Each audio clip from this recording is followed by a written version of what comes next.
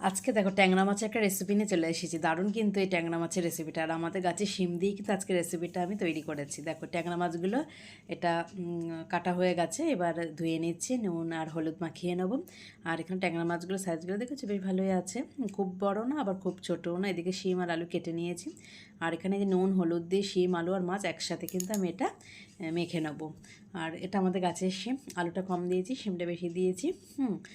তো মাছ আন্দাজে শিমটা দিয়েছি, এবার অল্প তেল দিয়েছি, দেখতেই পাচ্ছ একদম অল্প তেলে কিন্তু আজকে রান্নাটা করবো। আর এতে একটা মশলা করে নিচ্ছি, আদা কাঁচা লঙ্কা। এই দেখো এটা তেলের মধ্যে দিয়ে নাড়াচাড়া করে একটা মিডিয়াম ফ্লেমে রেখে দেবো। আর এইদিকে আদা কাঁচা লঙ্কা টমেটো এক মিক্সিতে পেস্ট করে নিয়ে।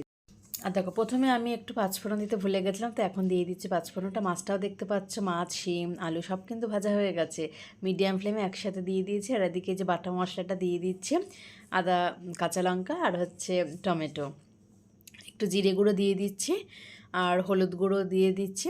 দিয়ে এটা মশলাটা দিয়ে মাছগুলো যে সবজি দিয়ে মাছ এটা সমস্তটাই আমি একটু নাড়াচাড়া করে নেবো। যেহেতু সিদ্ধ হয়ে গেছে আর জল দিয়ে খুব বেশি ফোটানোর কিন্তু দরকার নেই।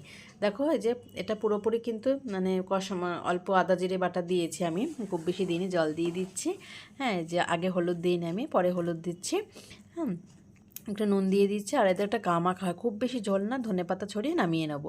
দারুণ একটা রেসিপি, অবশ্যই একবার ট্রাই করে দেখতে পারো।